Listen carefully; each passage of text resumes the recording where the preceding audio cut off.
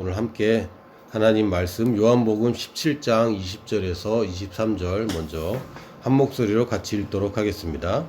내가 비옵는 것은 이 사람들만 위함이 아니요 또 그들의 말로 말미암아 나를 믿는 사람들도 위함이니 아버지여 아버지께서 내 안에 내가 아버지 안에 있는 것 같이 그들도 다 하나가 되어 우리 안에 있게 하사 세상으로 아버지께서 나를 보내신 것을 믿게 하옵소서. 내게 주신 영광을 내가 그들에게 주었사오니 이는 우리가 하나 된 것 같이 그들도 하나 되게 하려 함이니이다.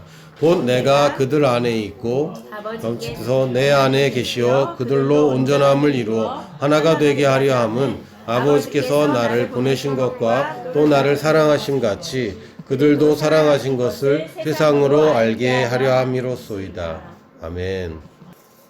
오늘 하나님 말씀은 요한복음 17장 말씀을 읽었는데요. 요한복음 17장에 보면 예수님이 기도한 내용이 좀 굉장히 길게 나와 있습니다. 예수님이 기도한 내용에 대해서 기도를 하셨다는 건 아는데 예수님이 도대체 어떤 말씀을 기도하셨는가는 성경 다른 데는 별로 기록이 안 돼 있는데 요한복음은 17장 전체가 예수님께서 기도하신 내용이 있고요. 그 기도 내용의 목적은 제자들을 두고 이제 가실 때가 되었을 때에 제자들을 위해서 기도하던 그런 말씀이었습니다. 예수님이 정말 제자들한테 원하는 거, 하나님의 뜻이 무엇인지는 예수님의 기도에 잘 나타나 있습니다. 만약에 여러분이 자녀들한테 뭔가를 설명한다면 어리면 어릴수록 그 설명하는 게 제한이 될 수밖에 없어요. 그렇겠죠. 그 대상이 알아듣도록 설명해야 되기 때문에 지금 저희는 유치부부터 초등부, 중고등부, 장년부 다 같이 지금 연합 예배를 드리고 있는데 청년부도 다 같이 연합 예배를 드리고 있는데 이 수준을 맞추기가 이제 쉽지 않은 겁니다. 예수님께서 제자들에게 말씀을 하실 때 가르치실 때 비유로 자주 하신 이유 중에 하나는 사람들이 못 알아듣기 때문에 그렇게 하신 거예요. 그리고 예수님이 충분한 이야기를 제자들에게 하지 못합니다. 나중에 성령님이 오시면 더 자세하게 정확하게 가르쳐 줄 거야 라고 말씀하실 수밖에 없던 이유는 그 당시에 거듭난 사람이 아무도 없었죠. 예수님 외에는. 그러다 보니까 예수님이 제자들한테 혹은 특히 유대인들과 같이 있을 때 설명하는 게 이게 보통 어려운 게 아닙니다. 수준을 굉장히 낮춰서 설명하셨는데 실제로 예수님의 속마음을 모두 다 이야기하시는 부분이 있다면 그건 언제였을까요? 언제냐면 하나님께 기도할 때는 예수님이 제한받지 않았습니다.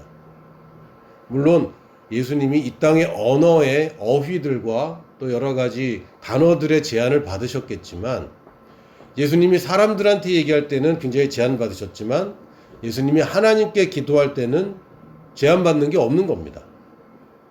왜냐하면 하위에서 상위로 얘기할 때는 사실은 제한받을 필요가 없거든요. 무슨 얘기인지 다 알아듣기 때문에.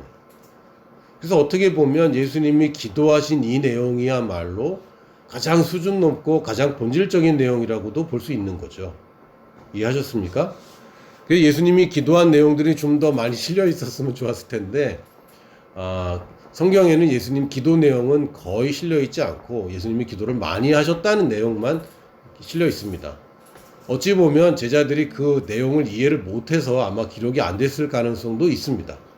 예수님이 뭐라고 이렇게 기도하는 거 들었는데 자기들의 개념하고는 너무 다른 내용들이라 특히 예수님이 초창기에 기도하신 내용들은 거의 없고요. 요한 사도에 이르러서야 이 요한복음의 예수님의 기도가 길게 기록됩니다. 왜냐하면 요한 사도는 예수님을 믿고 거듭나고 굉장히 오랜 시간 동안 살아남은 유일한 제자입니다. 다른 제자들은 순교를 빨리 당했기 때문에 예수님의 말씀을 제대로 이해하고 녹아내고 이것을 소화하는 데 시간이 많이 없었거든요. 근데 요한 사도만큼은 예수님이 기도하신 내용을 기록을 하고 있어요. 그 부분 중에 일부분이 오늘 읽은 이 구절입니다. 요한복음 17장에 전체 기도가 있는데 그 중에 제가 다 읽을 수는 없고 부분만 여러분과 함께 나눴습니다. 근데 예수님께서 첫 번째 이렇게 얘기하십니다. 내가 지금 기도하는 것은 이 사람들은 지금 누굽니까? 예수님의 제자들 11명 얘기하는 겁니다. 이미 가룟 유다는 예수님을 팔러 그 자리에서 떠났고, 지금 현재는 예수님과 11명의 제자들만 남아있는 그 자리입니다. 이 사람들만 위하는 것이 아니라 또 그들의 말로 말미암아 나를 믿는 사람들도 위함이니, 이렇게 얘기했습니다.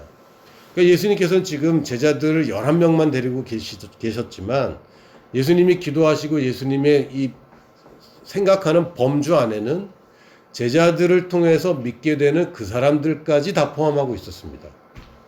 그래서 제가 오늘 제목을 위 플러스라고 지었는데요. 우리뿐만이 아니라 우리 플러스 누군가가 더 있는 겁니다. 최근에 제가 본 뉴스 중에 중동에 오펙이라는 단체가 있는데요. 산유국들의 모임인데 오펙 플러스에서 회의를 했다고 들었어요. 근데 오펙 플러스에 누가 들어갔냐면 러시아가 들어가 있고, 그러니까 중동에 있는 산유국들 뿐만 아니라 석유를 생산하는 다른 누군가도 들어가는 겁니다. 그래서 뒤에다 플러스를 붙이더라고요. 예전에 뭐 G20 플러스 이런 식으로 붙이는데 우리도 우리를 생각할 때 늘 뒤에다가 플러스를 붙여야 됩니다. 우리만 생각할 게 아니라 우리를 통해서 믿게 될 사람들까지 포함해야 진짜 우리입니다. 그래서 우리와 우리를 통해 믿을 우리가 될 사람들, 아직은 아니지만 언젠가 우리가 될 사람들. 그러니까 우리가 만약에 가정을 이룬다면 단지 부부만 생각하는 게 아니라 그 후로 태어날 자녀들까지 당연히 포함하는 거고, 손자들까지 포함해서 우리가 인생을 계획하는 것입니다. 마찬가지로 우리가 한 사람이 또는 여러 사람이 함께 모여서 작은 교회가 시작되었지만 우리 교회는 우리를 통해서 믿게 될 사람들까지 포함한 우리를 늘 생각해야 되는 것이고, 예수님께서는 특히 마태복음 18장에 잃어버린 한 마리 양을 찾아가는 모습을 보여주시면서 99마리를 산에 두고 한 마리를 찾아가신다고 그랬어요. 이건 좀 충격적인 얘기입니다. 왜냐하면 우리들은 이미 99마리 양 중에 들어있거든요. 우린 더 이상 잃어버린 양은 아닙니다. 본인이 잃어버린 양처럼 느껴지는 사람이 있겠지만 아닙니다. 여러분이 이미 함께 모여있는 우리들 속에 들어있는 사람들인데, 우리가 돼야 되는데 우리가 되어 있지 않은 이 한 마리 양을 예수님은 찾아가신다고 그랬고, 결국 그 목적은 뭡니까? 이 한 마리 양이 99마리 안에 들어와서 100마리 양이 되는 것이 예수님의 목적입니다. 그래서 99마리를 버려두고 한 마리를 찾아서 한 마리만 구원하고 9마리는 버려둔 99마리의 잃어버린 양들이 생산되는 것이 아니라 99마리가 있는데 한 마리가 잃어버렸기 때문에 잃어버린 양을 여기로 들여와서 이제 여기가 우리가 되는 것입니다. 그래서 요한복음 13장 34절에도 새 계명을 너희에게 주노니, 이 새 계명에는, 옛 계명에는 하나님을 사랑하고 이웃을 내 몸과 같이 사랑을 했는데 새 계명에는 아버지를 사랑하라는 얘기는 없어요. 왜냐하면 하나님은 아버지인데 아버지를 사랑해야 돼, 이런 얘기는 더 이상 할 필요가 없는 겁니다. 여기 제 아이들 넷이 있는데 당연히 아빠 사랑하지, 그치? 눈만 껌뻑거리고 있네. 큰일 났네. 당연히 아빠 사랑하는 거 아니야? 그렇지. 너는 아빠를 사랑해야 돼, 이러면 이거는 자녀 관계가 이상한 겁니다. 부녀 관계가 이상해진 거죠. 남녀 간에도 자기는 날 사랑해야 돼, 제발 날 사랑해야 돼, 당신은 날 사랑해야 돼, 이러면 이거 좀 이상한 관계 아닙니까? 굉장히 비참하죠. 그러니까 주종 관계에서는 주인이 종에게 너는 날 사랑해야 돼라고 계명을 줄 수 있지만 부자지간에서는 더 이상 그게 계명은 아닙니다. 당연히 우리가 하나님 사랑해야 됩니다. 그러나 이제는 그게 계명의 차원이 아니라 본성의 차원이 돼버리는 것이죠. 근데 너희가 서로 사랑해라라는 이제 유일한 계명이 있는 것인데, 여기에서의 너희도 너희 플러스를 얘기하는 겁니다. 안 그러면 너희가 서로 사랑해라, 요것이 새 계명이라면 그 당시에 있던 11명의 제자들끼리만 서로 사랑하는 그런 모임으로 끝나버렸을 거예요. 그러나 예수님이 말하는 너희는 당연히 여기 요한복음 17장에 있는 너희, 그들의 말로 말미암은 플러스까지 생각하는 것처럼 너희가 서로 사랑한다는 너희에는 이 11명 플러스를 포함한 것입니다. 그러니까 지금도 우리에게는 늘 예수님의 관심은 우리에게 있지만 우리는 늘 플러스가 붙어있는 우리 플러스를 얘기하는 것이지 단지 나, 우리 이렇게 얘기하는 것이 아닙니다. 우리 찬양 가운데 당신은 사랑받기 위해 태어난 사람 이런 찬양이 있는데 반은 맞고 반은 틀립니다. 내가 사랑받는 것은 맞습니다. 그러나 내가 사랑만 받고 나만 하는 것은 예수님의 관심사가 아닙니다. 우리의 관심사는 예수님의 관심사와 일치되어야 하는데 예수님의 관심사는 우리를 포함한 그들까지 포함하는 것을 관심사로 가지고 계십니다. 그래서 주님께서 원하시는 것은 하나가 되어 우리 안에 있게 하사 세상으로 아버지께 나를 보내신 것을 믿게 하는 것입니다. 근데 하나됨을 얘기할 때 사실 인간과 인간이 하나 된다는 것은 사실 굉장히 어려운 일입니다. 물론 일란성 쌍둥이는 굉장히 똑같죠.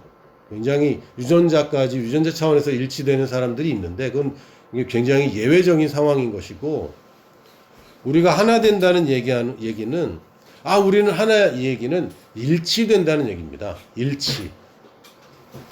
그러니까 우리가 하나라는 것은 한 목소리를 내고 하나의 비전으로 한 가지 목적을 가지고 있기 때문에 우리가 일치되는 것이고요. 이걸 다른 얘기로 하면 컨트롤 C, 컨트롤 V. 이게 복붙이라고 그러는데 복사해서 붙여내는 것을 얘기합니다. 다시 얘기하면 생각과 말과 행동이 일치되는 것이 하나 되는 것입니다. 그러니까 예수님과 아버지가 하나 되었다고 얘기할 때 아버지랑 예수님이 섞여서 하나가 되어버려서 이 객체가 사라지는 걸 얘기하는 건 아니고 나를 본 자는 아버지를 보았거늘 왜 또 아버지를 보여달라고 하느냐라고 얘기할 정도로 하나님이 만약에 인간이 되셨다면 바로 그 모습을 예수님이 그렇게 사신 것이고 예수님과 일치되는 우리라는 얘기는 만약에 예수님이 오해하시면 안 돼요. 예수님이 그리스도가 만약에 1973년도에 한국에서 태어났다면 이런 모습으로 살아야 된다는 겁니다. 만약에 2006년 12월에 예수님이 태어났다면 그 모습 그대로 내가 일치시켜야 되는 거예요. 그게 우리의 일치이고 우리의 성장이고 예수님과 하나 되는 것입니다. 여러분이 몇 년도에 태어났습니까? 어디에 태어났습니까? 여러분이 지금 일치시켜야 되는 모습은 2000년 전에 예수님과 일치시키기는 어려울 겁니다. 왜냐하면 일단 남자예요. 여성들이 그 남자의 삶을 살 수가 없고 문화가 다르고 환경이 다르고 인종이 다르고 언어가 다른데 어떻게 우리가 예수님과 똑같이 말할 수 있습니까? 나는 히브리 말 못하는데. 이 얘기는 언어와 상관없이 문화와 상관없이 시대와 상관없이 만약에 제가 다시 태어난 재림 예수란 얘기는 아닙니다. 그러나 만약에 예수님이 1973년도에 대한민국에 태어나셨다면 어떤 모습일까? 그 모습에 내가 일치시키는 것이고 거기에서 말과 행동은 일치될 수밖에 없는 겁니다. 근데 우리가 누군가를 닮고 누군가와 같이 일치가 되려면 그 사람과 깊고 빈번한 만남을 계속할 수밖에 없어요. 자주 만난다고 일치되는 건 아닙니다. 깊은 만남과 자주 만나는 것이 두 가지가 있어야 됩니다. 닮으려고 애쓰는 게 아니에요, 사실은. 본받으려고 애쓰는 게 아니라 아주 자연스럽게 닮아가는 것입니다. 사람들이 부부는 닮아간다 이런 얘기를 하기도 하는데요. 저는 부모님을 닮을 수밖에 없고 저희 자녀들은 부모를 따라갈 수밖에 없습니다. 우리 아이들이 잘못된 일을 하거나 잘못된 판단을 하거나 잘못된 행동을 한다면 1차적인 책임은 저와 제 아내에게 있습니다. 왜냐하면 우리 아이들이 본 모델은 부모밖에 없기 때문에. 물론 나중에 친구한테 영향을 받긴 하겠지만 1차적으로는 부모에게 모든 책임이 있어요. 근데 안타깝게도 제가 안 가르치고 싶은 것까지 아이들이 배우는 거죠. 마찬가지로 우리가 주님에게서 주님과 어떻게 하면 동행하고 어떻게 하면 닮아갈까 라는 것은 닮으려고 애쓰고 의도적으로 주님은 저렇게 하시는데 나는 이렇게 했구나 저렇게 해야지 라고 하는 것이 아니라 주님과 깊고 빈번한 만남을 갖는 것입니다.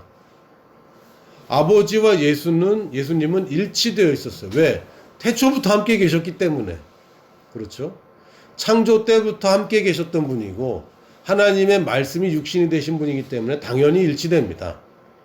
예수님이 일치되려고 애쓴 적이 없어요. 하나님의 뜻이 무엇인지 분별하려고 하고 하나님 뜻대로 살려고 애쓰고 힘쓴 적이 없습니다. 왜요? 일치되어 있기 때문에. 그런데 예수님과 우리가 하나 된다는 얘기는 우리도 예수님과 같이 있는 것이고 예수님이 이 땅에 살아계실 때는 제자들은 그것이 불가능했습니다. 왜냐하면 예수님이 육신을 쪼갤 수 없고 한 번에 두 군데에 계실 수 없고 예수님의 생각을 아까 얘기했지만 그 당시의 언어로 그 사람들이 알아들을 수 있도록 표현할 수 있는 방법이 없었어요. 그래서 예수님께서는 내가 가는 것이 너에게 유익한 것은 내가 가야 보혜사 성령님이 오신다고 그랬고 그것이 우리에게 유익한 이유는 드디어 예수님이 각 사람 안에 들어가실 수 있게 되었고 이제는 24시간 내내 우리와 함께 동행할 수 있게 된 것입니다. 그리고 우리의 생각과 말의 일치대로 잘 이해되도록 말씀하실 수 있는 성령님이 우리 안에 계신 겁니다. 그래서 깊은 만남이 이제는 가능하게 되었고 예수님과 깊은 만남은 참 힘들었을 거예요. 제자들 많이 힘들어했잖아요.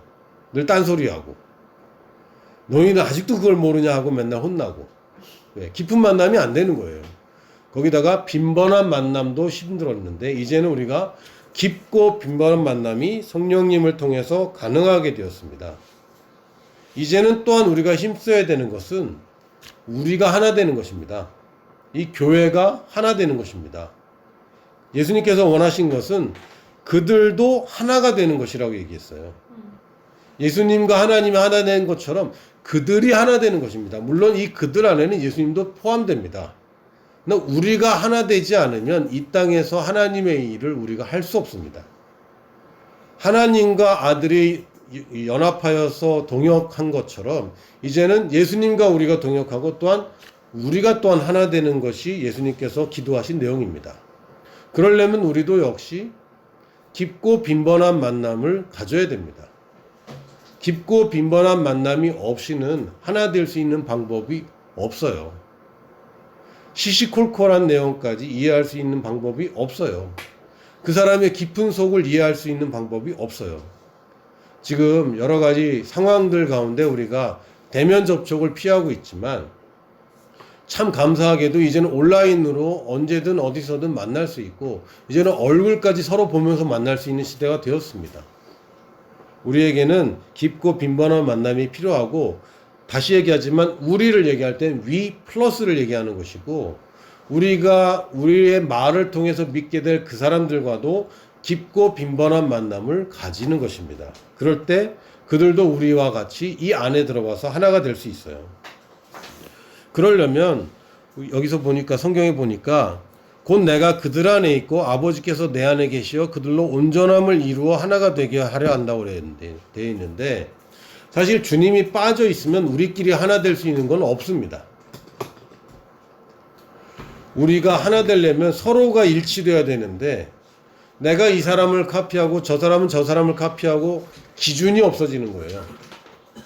그러니까 모여라 그러면 누군가가 기준이 되기 전까지는 모일 수 없고 예수님이 기준이 될 때여야 비로소 우리가 하나 될 수 있습니다. 이게 교회와 다른 그룹들 간의 가장 큰 차이입니다.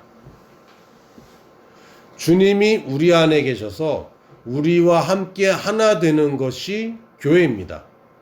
교회에서 예수님을 빼놓고 우리라고 얘기하는 것은 교회를 얘기하는 게 아닙니다. 그냥 이거는 사회이고 사람들의 모임일 뿐입니다. 교회가 더 다른 모임과 근본적으로 다른 것은 예수님이 그 구성원으로 계실 뿐만 아니라 주인으로 계신 거예요. 이건 유일한 모임입니다. 유일한 모임. 우리가 예수님을 교회의 머리라고 할 때 그럼 예수님은 따로 교회는 따로 이게 아닙니다. 교회 안에 예수님이 계신 겁니다.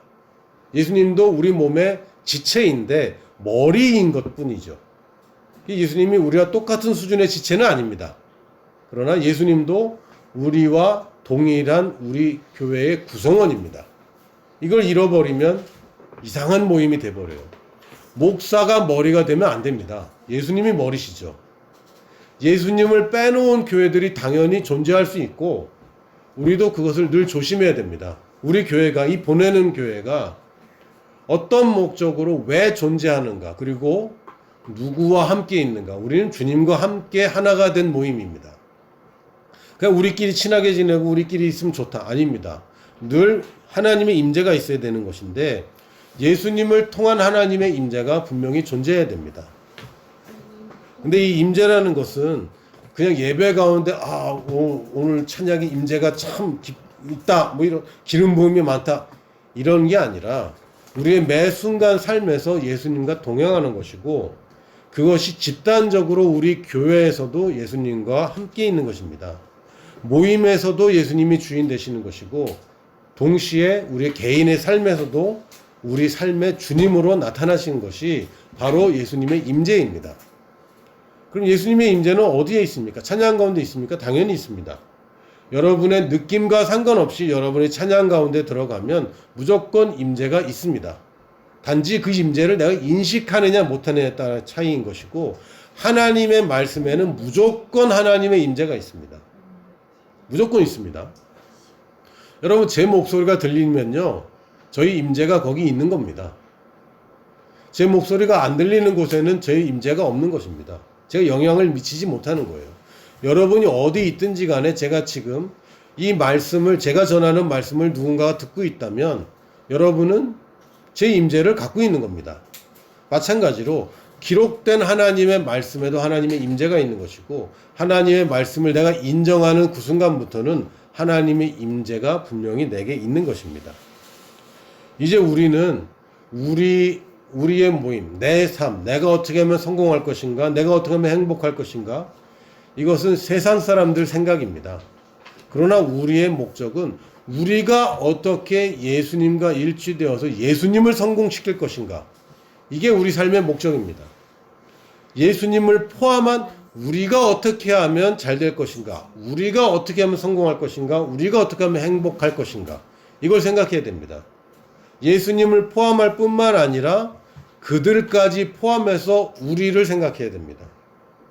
다시 한번, 지금 나와 여기 있는 사람과 여러분들까지 다 합쳐서 우리인데 여기에 플러스 주님이 계셔야 되는 것이고 여기에 플러스 저 사람들까지, 아직 예수님을 모르는 그 사람들까지 포함한 우리가 어떻게 하면 성공할 것인가를 늘 꿈꿔야 됩니다. 이게 우리의 삶입니다. 여러분 개인적인 삶은 이 안에 있는 것입니다. 그래서 교회가 가장 중요한 의미는 여러분이 회사도 중요하고 가족도 중요하지만 이 교회의 머리가 예수님이고 이 머리인 예수님과 하나 되는 그룹은 오직 교회밖에 없기 때문입니다. 그래서 우리가 이 교회가 우리의 관심사는 어떻게 하면 주님과 일치될 것인가, 그리고 또한 또 하나의 플러스는 어떻게 하면 그들을 우리 안으로 들어오게 할 것인가, 이것이 우리의 관심사입니다. 그래서 하나님께서 예수님을 보내셨다는 것을 전하라고 하셨습니다. 요한복음 14장 6절에 보면 내가 곧 길이요 진리요 생명이니 나로 말미암지 않고는 아버지께로 올 자가 없다고 분명히 선언하셨기 때문에 다른 길은 없습니다. 우리가 독선적이고 기독교가 자기만 알고 자기만 옳다고 주장하는 게 아니라 이게 진리이기 때문에 우리는 타협할 수 없습니다. 욕을 먹어도 타협할 수 없어요. 다른 데는 길이 없다고 분명하게 얘기해 줘야 됩니다. 그러나 친절하게. 많은 사람들이 말의 내용에 불편한 것이 아니라 말하는 사람의 태도에 불편한 것입니다. 친절하게 얘기하면 사람들이 듣습니다. 그래도 안 들으면 사실은 우리도 방법이 없는 거예요. 그러나 우리가 분명하게 타협하지 말아야 될 것은 다른 길은 없습니다. 이렇게 하면 좋아질 거야, 저렇게 하면 좋아질 거야. 그거 결과적으로는 근본적으로는 해결책이 되지 않습니다. 해결책은 단 하나입니다. 예수님입니다. 예수님이 길이고 진리요 생명이기 때문에 예수님을 만나지 않고는 어느 누구도 진정한 행복에 도달할 수 없습니다. 인스타에 어떻게 행복한 모습을 올리고 페북에 얼마나 재미있는 삶을 올릴지라도 그건 다 가식이고 거짓입니다. 여러분이 어쩌면 저 사람들은 예수님 모르고도 참 행복하게 사는구나 이렇게 부러워할지도 모르겠어요. 그러나 그것은 거짓이고 예수님이 분명히 말씀하셨습니다. 나로 말미암지 않고는 아버지께로 올 자가 없다고 말씀하셨고, 우리가 가지인데 포도나무를 떠나서는, 물론 포도나무를 떠나 있는데 잎이 아직 살아 있을 수 있고 포도나무의 알갱이들이 그 가지에 달려 있을 수 있지만 그거는 결국은 죽는 거 아닙니까? 꽃꽂이 된 꽃들이 예쁘게 지금은 있는 것처럼 있는 것 같지만 결국은 이건 죽어 있는 시체들 아닙니까? 그들의 삶은 진정한 행복에 도달할 수 없습니다. 여러분이야말로 우리가 하나님과 일치될 수 있는 유일한 기관이 교회에 소속되어 있을 뿐만 아니라 그들을 우리가 될 수 있게 하는 유일한 하나님의 수단입니다. 여러분이 알고 있는 여러분의 사람들, 여러분의 교우 관계들, 여러분의 오이코스는 오직 여러분들만 도달할 수 있는, 하나님이 여러분을 통해서만 도달할 수 있는 그들입니다.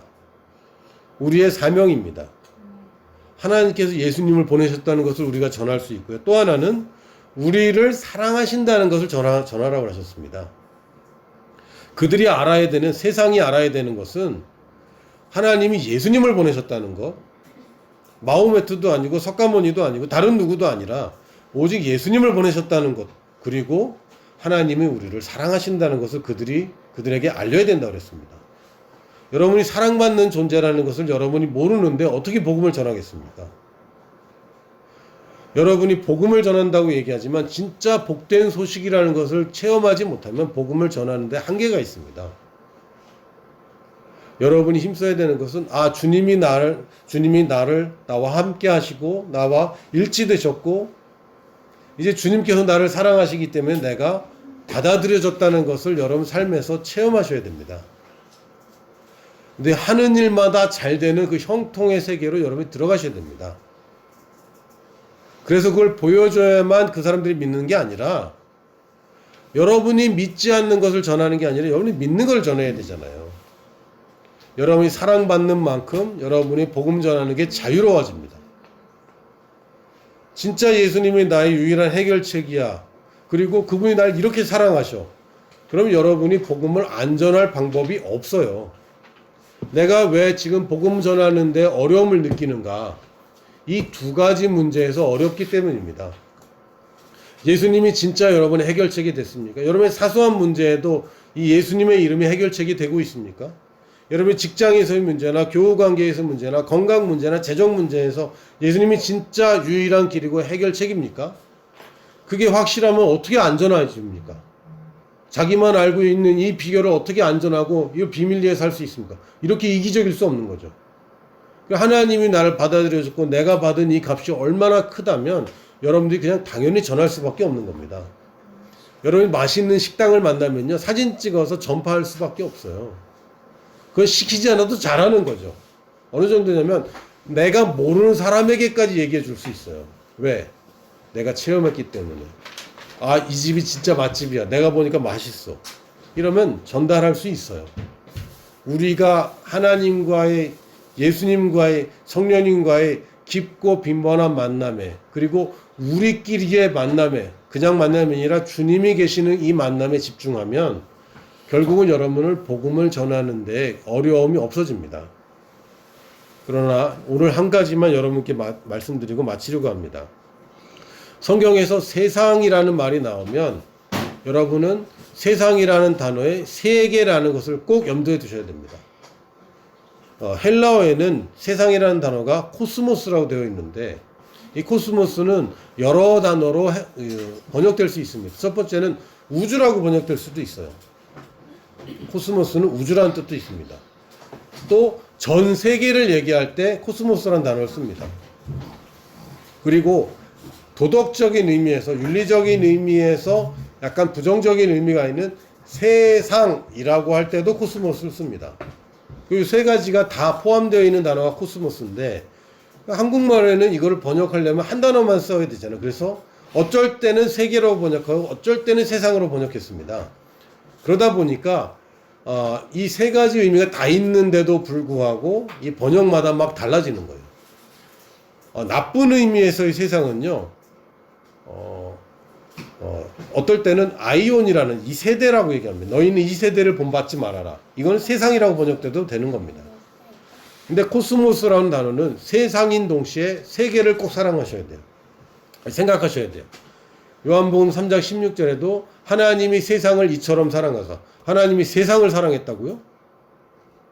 하나님이 세상을 사랑했습니까? 세상을 사랑하면 안 된다고 배웠잖아요, 우리는. 세계라고 번역해 맞습니다, 거기서는. 이 세계에 속해 있는 모든 사람들, 그러나 하나님을 떠나 있는 이 밖에 있는 모든 사람들을 통틀어 사랑했다는 얘기지, 하나님이 세상을 사랑했다는 얘기는 더 이상 나는 사랑하지 않았나? 나는 세상에 속해 있지 않는데? 번역상의 문제가 있어요. 그래서 세상이라는 단어가 나오면 여러분, 아, 이게 세계라는 측면도 있다라는 걸 꼭 염두에 두셔야 되고요. 이게 세계라는 단어로 바꿔지면 여러분의 가치관이 바뀔 수밖에 없습니다. 나를 보내신 것과 또 나를 사랑하심 같이 그들도 사랑하신 것을 세계로 알게 하려 함이로라. 이러면 선교가 나올 수밖에 없습니다. 근데 왜 세상이라고만 자꾸 번역하니까 아, 그냥 내가 만나는 사람들, 내 주위의 이웃들 이런 식으로밖에 생각을 못하는 거예요. 그러나 세계라고 번역하면 이것은 전 세계를 포함하는 것이고 이제는 선교의 개념까지 포함할 수밖에 없습니다. 예수님께서 원하시는 것은 전 세계의 변화를 원하시는 것이지 궁극적으로 전 세계가 변화되어서 주님 다시 오시는 걸 원하는 것이 단지 내 인생만 잘 돼서 끝난다. 요 정도 사이즈가 아닙니다. 다시 한번 위 플러스 누구? 플러스 주님 그리고 플러스 그들. 저는 이 세상의 연결고리입니다. 우리는 이 세상의 연결고리입니다. 우리는 이 세계의 연결고리입니다. 그래서 우리는 보내는 교회입니다. 우리가 만날 수 있는 이웃의 한계가 있기 때문에 그들이 여기까지 오는데 힘들기 때문에 우리가 가는 것입니다. 그래서 우리는 우리들 중에 누군가를 보내는 것입니다. 보내면 우리가 함께 가는 것입니다. 왜? 우리는 일치되어 있기 때문에. 이것이 우리 교회의 비전입니다. 할렐루야. 아멘. 여러분의 생각이 바뀌고 말이 바뀌고 행동이 바뀌면 결국 여러분들의 주위에 있는 사람들이 제일 먼저 알아차릴 수밖에 없고요. 결국은 그들도 우리가 되고 싶어 합니다. 할렐루야. 아멘. 한 주간도 승리하는 한 주간 되길 바랍니다. 아멘.